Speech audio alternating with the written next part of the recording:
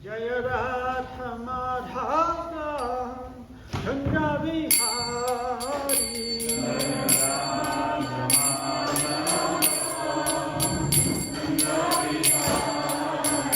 Jaya Radha Madhava Chandra Vihari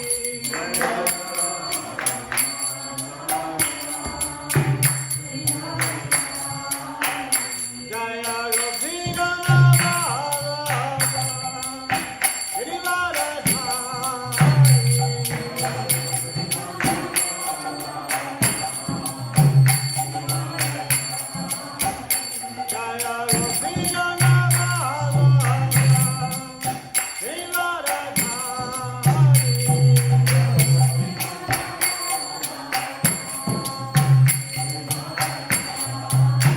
Asarana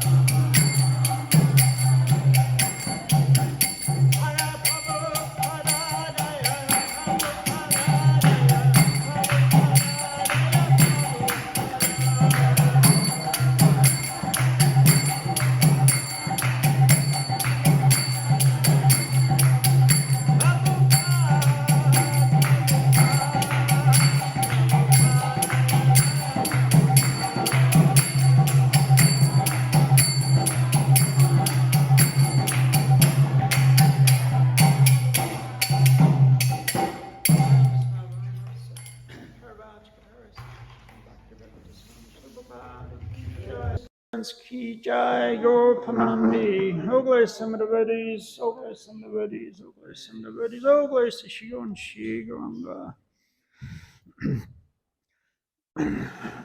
So today is the very auspicious day of the disappearance of Ramanujacarya. So disappearance meaning the day that he left his body, departed the world.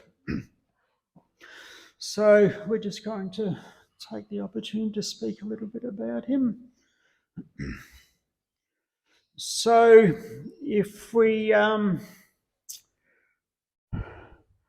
start about 2,500 years ago, the Brahmana class in India had become quite corrupt and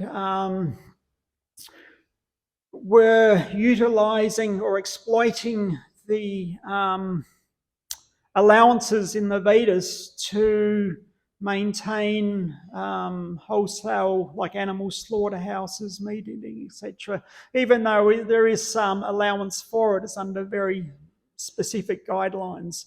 But nevertheless, the Brahmanas become quite corrupt. So by divine arrangement, Lord Buddha appeared.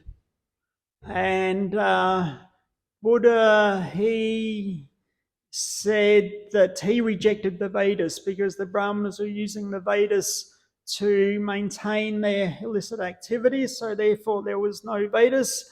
There was just buddhi, intelligence. Use your intelligence to live a pious life.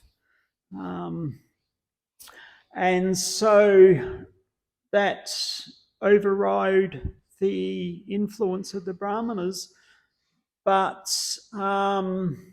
human society, at least in India, didn't have a manual for the human form of life. They didn't have the Vedas. So Adi Shankaracharya appeared, and he reintroduced the Vedas, but in a very impersonal way. So he did that by, because traditionally the Brahmanas, the scholarly class, they would compete with each other through debate. And whoever won the debate, the loser would have to accept the victor's philosophy. So on that principle, Shankaracharya actually was originally incarnation of Lord Shiva, and he appeared on the instruction of Krishna. It's mentioned in the Padma Purana. Lord Shiva speaking to his wife Parvati that he was going to appear as Shankaracharya to defeat this voidism, but he was also going to present the Vedas in a very impersonal way to bewilder the atheists, so they wouldn't be tried to misinterpret Krishna's pastimes, basically. So he did it in a very indirect way, but at least the Vedas were there in some form.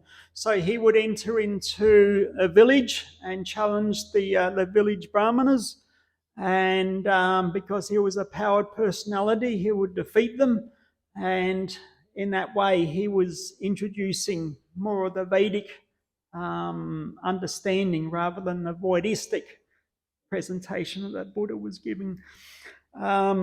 And for those persons who didn't accept being defeated by Shankaracharya, he would engage the group of people known as the Nagababas. So Nagababas are actually Shivites. They worship Shiva. So indirectly he was engaging his own devotees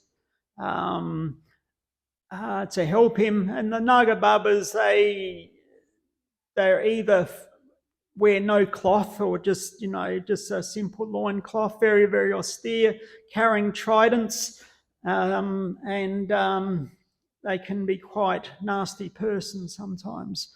And anyway, he would engage him like his stormtroopers, and in this way he pushed Buddhism out of India. So we see today that there's only about 2 or 3% of the population in India are Buddhists, but around the border of India, there's Buddhism is quite prominent. After Sankaracharya became a possession or succession of 4 different acharyas. So, and they each reintroduced different aspects of the more personal understanding of the Vedas.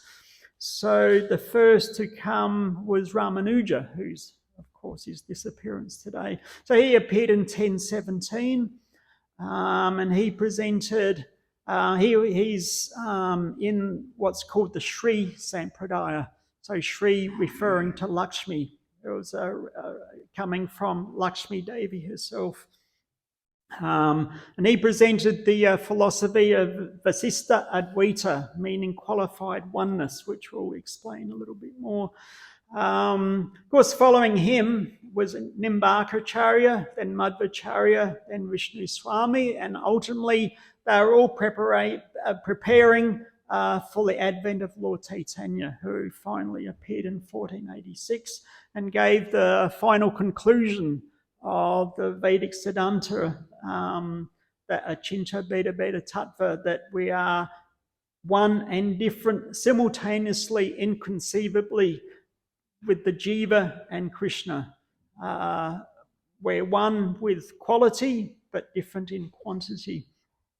So these previous acharyas, they were giving different aspects of that, and then the final conclusion, Lord Chaitanya. But we can see that the dates of these personalities, there's definitely a divine arrangement there. Ramanuja, he disappeared on this date, 1137, and in the same year, 1137, Nimbarkacharya appeared. And he left 1238, that same year. Madhvacharya appeared 1238. Then there was a gap of about 150 years. Vishnu Swami was actually more or less a contemporary of Lord Chaitanya. He appeared in 1481. Lord Chaitanya appeared in 1486. They both disappeared in the same year, 1533. So it's just interesting that observation, that it wasn't a random coming and going as the divine arrangement like that. So anyway, we're focusing on Ramanuja Acharya, because it said that Lord Chaitanya, because the Hare Krishna movement belonged to the Sampradaya disciplic succession known as the Brahma Madhva Gaudiya Sampradaya. So Lord Brahma is the founder of this particular disciplic succession, and Madhvacharya, who's on this list, he is one of the prominent members of this, because there were so many, but he was one of the very prominent preachers in this Sampradaya. And the Gaudiya refers to the area of Bengal, basically. If you go back to the time of Lord Chaitanya's appearance in the 13th century, 1400s, Navadvip was one of the most prominent cities in the Bengal area, because Bengal back then was about 3 times bigger than what it is now. But after a couple of hundred years, Gauda become more prominent. Sort of the influence of Navadvip began to wane. So around about 1500s, the city of Gauda become more prominent. So the ruins of Gauda sort of on the border between Bengal and Bangladesh at the moment. It's about 200 kilometres north of Navadvip. So at that time, Gauda was the 5th largest city in the world, because it was a very prominent staging area on that historical Silk Road trading route. So that's where, this the devotees in Bengal, like Gauda is always synonymous with that, like the Gaudiya Sampradaya or Gauda Desh. So it refers to the Bengal area. So our disciplic succession is very much in line, or very much identified with the area of West Bengal. So Brahma, Madhva, Gaudiya Sampradaya. So Lord Chaitanya is in that same line, and he took 4 of the most important points of the other 4 Sampradayas to establish his Achincha Beta Beta Tattva understanding. So from Madhva, from the Brahma Madhva Sampradaya, complete defeat of the Mayavad philosophy, service to the Krishna deity, accepting it as an eternal spiritual being. So it is said that Lord Chaitanya appeared in the Madhva Sampradaya because he was so pleased with his very active preaching against the impersonal philosophy. So from the Ramanuja Sampradaya, Sri Sampradaya, he took the concept of bhakti unpolluted by karma and gyan and service to the Vaishnavas. From the Rudra Sampradaya, so Lord Shiva, he took the sentiment of complete devotion to Krishna and the path of Raganuga Bhakti, or spontaneous devotional service. And from the Kamara Sampradaya, he took the necessity of taking shelter of Radharani and the highest esteem of the gopis' love for Krishna. So all these aspects are very important aspects that we have within our philosophy. So this is the origin of it from Lord Chaitanya took from these different Sampradayas. So anyway, today we're focusing on Ramanuja and the Sri Sampradaya. So we'll speak a little bit about him. So Ramanuja is well known as the great philosopher and acharya of the Sri Vaishnava Sampradaya. So, of course, Ramanuja is not the founder of the Sampradaya. Lakshmi was the origin. So originally started from Lakshmi herself. The Sri Sampradaya has many exalted devotees, such as the 9 Alvas, who lived in South India some hundreds of years before Ramanuja appeared. So these Alvas, many songs and writings were a great inspiration for Ramanuja. And also another prominent person was Ramanujacarya as well. But there's other contemporary devotees in South India. They were great inspirations for Ramanuja himself. So Ramanuja, he vigorously preached against Sankaracharya's Mayavad teachings using the Upanishads and the Vedanta Sutra rather than the Srimad Bhagavatam like Madhvacharya. So Sankaracharya, as we mentioned earlier, he appeared after Buddha, and he introduced a very impersonal, in one sense, distorted understanding of the Vedas, because he didn't want the impersonalists, the Mayavadis, trying to distort, the Krishna's pastimes. And he was originally Lord Shiva, as we mentioned. So Vaishnavanam Yata Sambhu, it's mentioned that Lord Shiva is one of the topmost Vaishnavas. So in a sense, it was a thankless task. He was doing it on the order of Krishna, but it wasn't a happy task, because he didn't want to present a adulterated presentation of Krishna Leela, but nevertheless he did that for specific reasons. So for this reason, Sankaracharya did not present his narrative of Srimad Bhagavatam. He did have a commentary on Bhagavad Gita, but not Bhagavatam, for that reason, because he didn't want to adulterate Krishna's pastimes. So for this reason, Ramanuja, he used the Upanishads and Vedanta Sutra to defeat Sankaracharya's Mayavad teachings. The four main works that Ramanuja is famous for is a commentary on Vedanta Sutra, known as Sri Bhashya. We see Prabhupada's Bhagavad Gita as it is on the second or third page mentions Govinda Bhashya.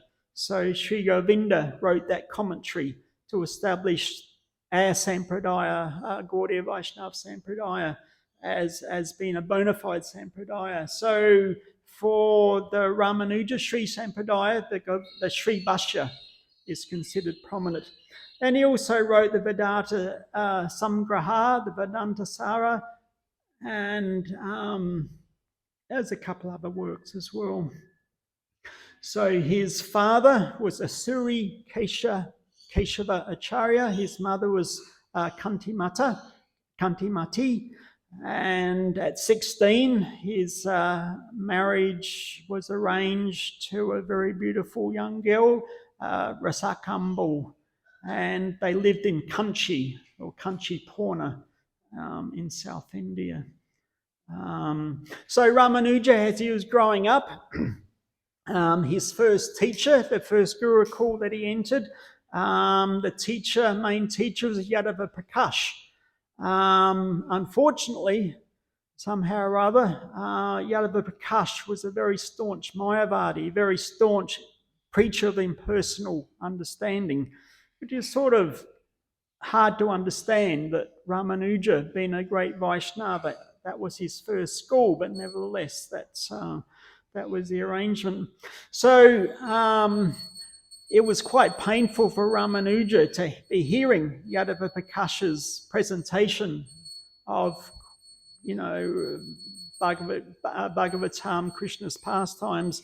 So one time, one student, he inquired from his teacher, Yadava Prakash, about a certain verse in the Chandogya Upanishad, verse 167, which goes, Kapyasyam Punarikaksham Evam Akakshani. So this student wanted to understand, deeper understanding of that. So Yadava Prakash, using Sankaracharya's interpretation, he explained that Kapi Asham, it refers to Krishna's red lotus eyes. How beautiful Krishna's red lotus eyes are. But he compared those red lotus eyes to the rear end of a monkey. You ever been to a zoo and you see monkeys, their rear end is red. So Yadava Prakash were using that example. But Ramanuja, he was horrified to hear such an explanation.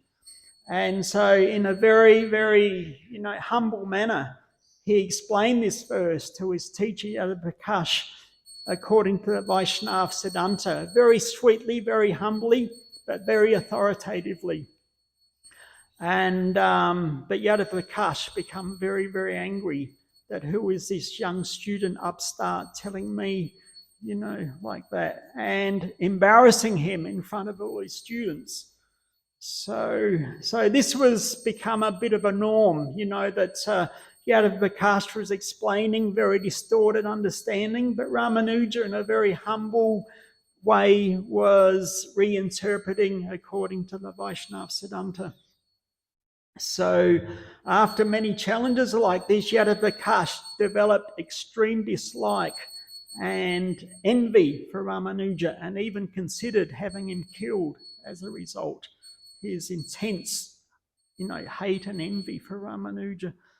So what he decided, he thought that him and the students would go on pilgrimage to the Ganga, which it would take months to get there and come back. So from South India up to North India to the River Ganges to take bath there.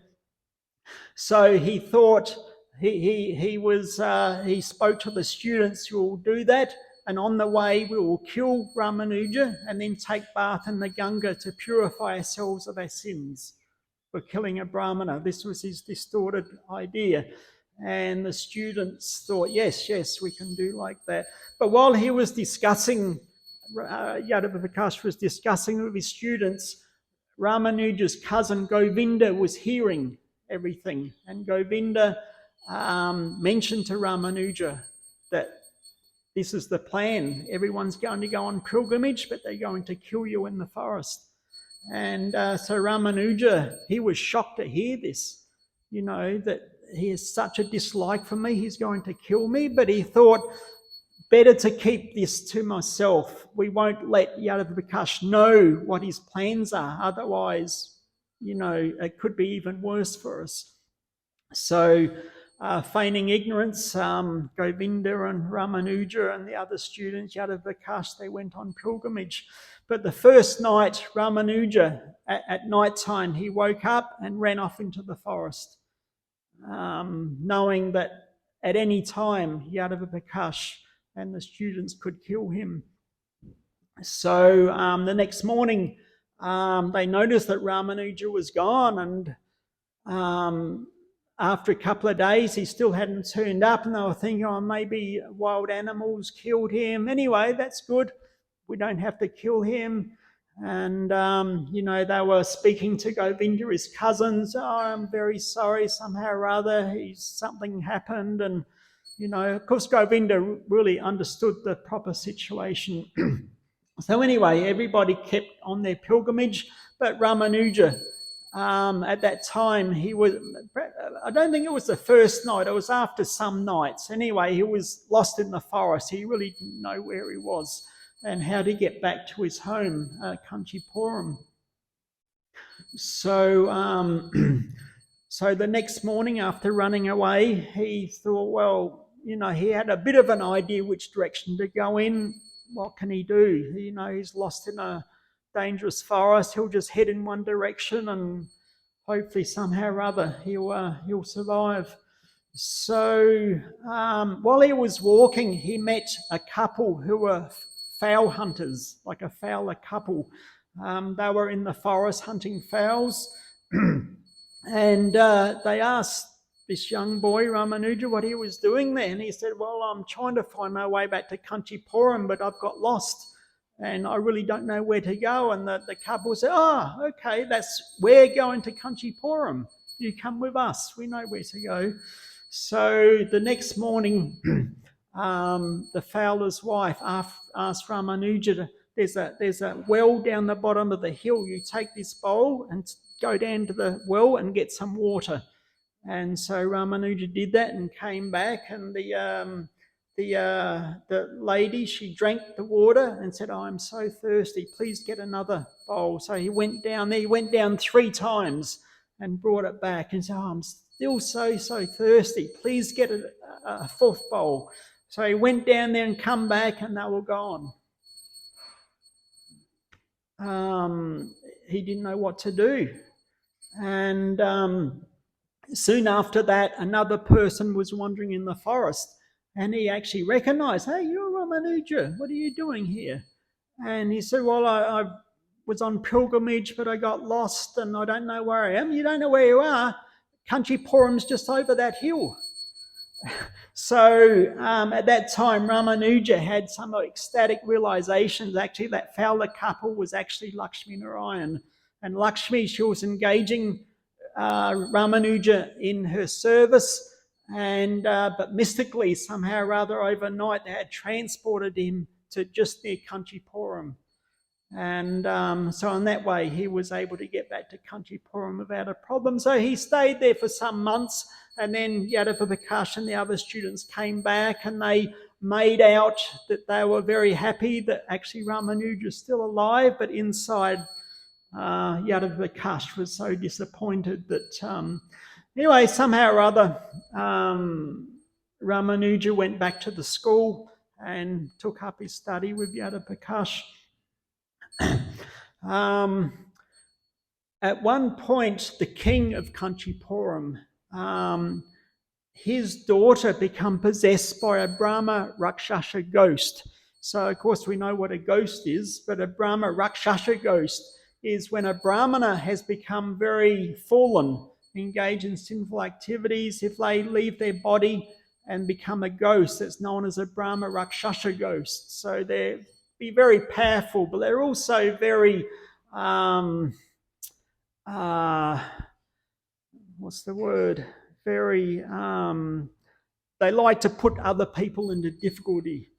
in so many different ways. So this particular Brahma Rakshasa had entered into the body of the king's daughter and was causing her all sorts of problems. So Yadav Prakash was asked by the king to exorcise this ghost, chant mantras or rituals or whatever to try to get rid of this ghost. However, after some time he was not successful, and then that Brahma Rakshasa ghost spoke to Yadav Prakash and said, I will only leave if Ramanuja places his feet on the head of this princess. So the king called for Ramanuja, and as soon as Ramanuja put his feet on the head of the princess, immediately the ghost is gone. And Yadav Prakash burned with envy. You know, who is this person? At every step, he's causing me so many problems like that. So eventually, it was just too much. Yadav Prakash kicked Ramanuja out of ISKCON. And in one sense, it was a benediction. You know, Ramanuja was no longer under the influence of, Mayavad teacher. So sometime after that, the leader of the South India Vaishnavas, Jamunacharya, he sent word for Ramanuja to visit him in Sri Rangam, because Jamunacharya was the leader of the whole South Indian Vaishnav community. So he was based in Sri Rangam in South India. So when he heard that message, he immediately left, and after travelling for many days, just as he got to Sri Rangam, he heard that Jamunacharya he'd just left his body. It was too late. So he didn't really know, why did Jamunacharya call for me? Did he have a special message, some service?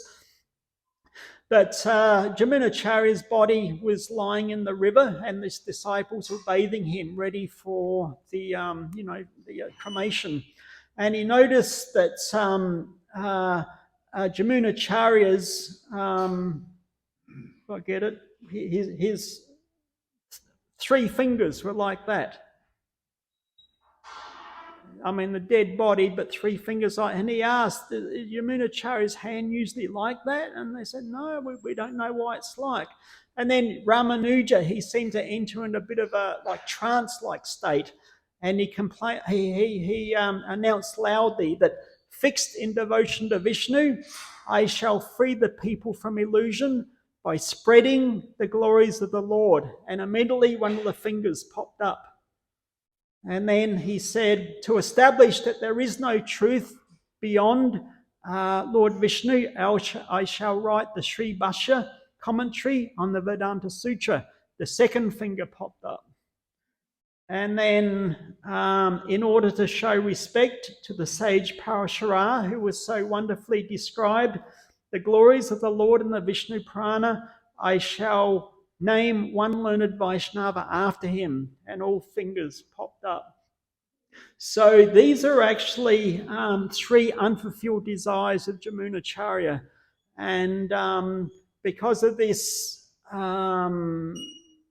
proclamation that Ramanuja made, I mean, he hadn't met Jamunacharya, but somehow or other he was inspired to speak like that. Ramanuja was accepted, not as the new Acharya, but one of the natural leaders of the Vaishnavas. And he was respected so much in understanding the mood and the mission of Jamunacharya. So due to some disagreement, you could say many disagreements with his wife, Rasakambal, there was a lot of different issues where his wife was causing different problems and offences. It's a long story, but Ramanuja, eventually, he just sent her back to her father's home. He said, I got a message that your daughter is getting married, and they want your help. And so she immediately became excited and went back to her father's home. But actually, as soon as she left, Ramanuja took sannyas. And he received initiation from Mahapurna, who was one of Jamunacharya's senior disciples. He was given the name Yatiraj. So he's generally known as Ramanuja, but sometimes the sannyas name is used, Yatiraj. And very soon after that, he began to accept disciples. So Yadava Prakash comes back into the picture here. Says his former teacher, he had a dream. An effulgent person was coming into his dreams, telling him, you must surrender to Ramanuja. And he was getting these dreams. I thought, what is that? Taking shelter, initiation from that Vaishnava Ramanuja? What's going on? But eventually, influenced by that, he went to Ramanuja and actually surrendered to him to take sannyas. And he was given the sannyas name Govindadas. And after that, his whole demeanor changed, giving up his pride and his attachment to Mayavad philosophy by the mercy of Ramanuja. And he became a great Vaishnava preacher. So eventually Ramanuja was enticed to come back to Sri Rangam and to become the main Acharya, replacing Jamunacharya. And by the blessings of the Sri Rangam Vishnu deity, Lord Raghunath, Ramanuja was given two mystic powers. So one was the ability to cure the sick, and also the strength to protect the devotees from illusion. So special blessings from the prominent deity in Sri Rangam.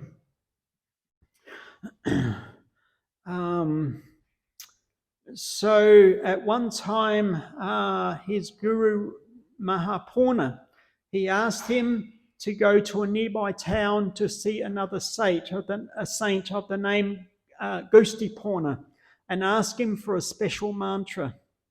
So dutifully Ramanuja went there and was begging Gostipurna, please give me this special mantra. He went there and asked him 18 times, and Gostipurna refused.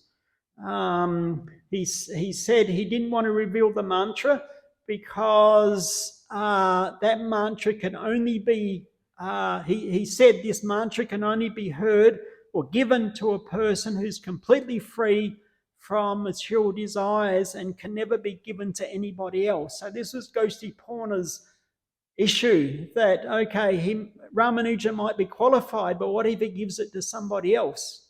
So, he had this issue in his head. So eventually Ramanuja approached him with tears in his eyes and begging for the mantra. Gostipurna, eventually moved by his humility, revealed that mantra. And he emphasized that whoever chants it will be delivered to Vaikuntha, but it cannot be revealed to anyone who has material desires. And so he stressed this again and again. So having received this mantra, Ramanuja, he glowed with spiritual ecstasy, great effulgence. So as he's walking back home, he was great compassion welled within his heart, and he was thinking of all the suffering conditioned souls. And so, if everybody hears this mantra, everybody can go to Vaikuntha. Everybody will be relieved from their suffering. And so he entered into a village and he called a crowd of villagers together. He said he was going to give them a priceless jewel. So, in villages, the word spreads very quickly. So very soon there was a big crowd hearing there's a saint here who's going to give us a priceless jewel. Quick, hurry, you'll miss out. So he was standing like on a high building somewhere and overlooking the crowd. And he said, everybody repeat after me, Om Namo Narayana. And everybody chanted again. Immediately everybody was dancing and chanting in ecstasy, Om Namo Narayana, like that.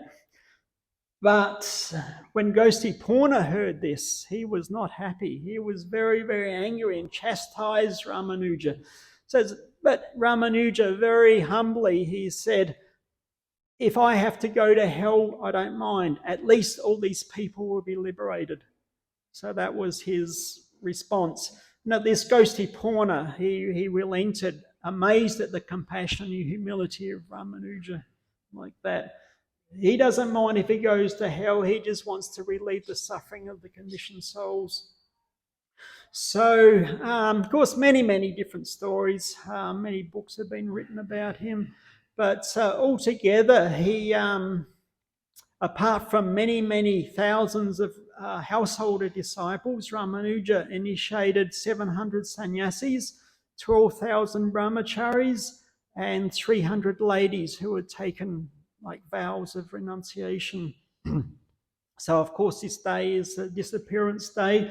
So, near the end of his life, on the request of his disciples, Ramanuja had a murti, like Prabhupada, we've got a murti here. He had a murti carved of himself, and he put his mouth on top of the crown of the head and exhaled into that murti. And he announced that this murti is my second self. When I cast off the body, you can worship this form as non-different from me. And so at that point, he lay his head on his disciple's lap and gave up his body. So that happened on this day in 1137. So it's a little bit technical, but to understand the difference between the Ramanuja Sampradaya philosophy and our Sampradaya understanding, Gaudiya Vaishnavas. So I'll just read it out. So the Gaudiya Vaishnavas have concluded that Brahman is both one and different simultaneously, and that this is possible because the Absolute possesses inconceivable power, Achincha Shakti. Others have developed terms such as, and this is referring to the other Sampradayas, Anirvachaniya, that was Sankaracharya, or Ramanuja, Apritak Siddhi, Nimbaka, Swabhavaka, and Madhva Vishesha, Vallabha Samavaya. So they're Sanskrit terms to try to address the same point, that Achincha Beta Beta Tattva, that we're simultaneously, inconceivably one and different from Krishna. So to bring logic to bear on the oneness and difference of Brahman, when in reality the simultaneously oneness and difference of the Absolute is inconceivable. Indeed, careful study of these other doctrines of Vedanta reveals that they implicitly acknowledge the Achincha Shakti of the Absolute, but are not really able to identify it as such. In other words, it is very close, the understanding that Lord Chaitanya has given us, these other Sampradayas, is very close, but it doesn't quite touch that full understanding. So therefore, the Gaudiyas lay claim to accepting the nature of the Absolute as it is with regard to its oneness and difference. In this way, they have sought not to inordinately impose the limits of logic on the nature of being. If you try to understand Krishna with material logic, it will never work, or Krishna's pastimes, because Krishna is a metaphysical, spiritual being, and you can't use material logic to understand. But nevertheless, these saints are trying to, through the technical Sanskrit language, trying to come up with words and terms to give some sort of, understanding within their own mind. So in this way, they have sought not to inordinately impose the limits of logic on the nature of being, but rather accept it for what it is and attribute its nature to the Achincha Shakti, or the inconceivability of God. So as I said, it's a little bit technical, and if you try to understand the different conclusions of the different Sampradayas, in the end, we can use Lord Chaitanya's example that he took two of the most important points to include in his Achincha Beta Beta Tattva. And of course, there are other more points that are unique to the Gaudiya Sampradaya. But nevertheless, he was utilizing these Vaishnav saints' presentation, just taking the essence to present his conclusion. So maybe all in there. Thank you very much. If there's any questions or points to present. Yes, Prabhu, sir. Shastra.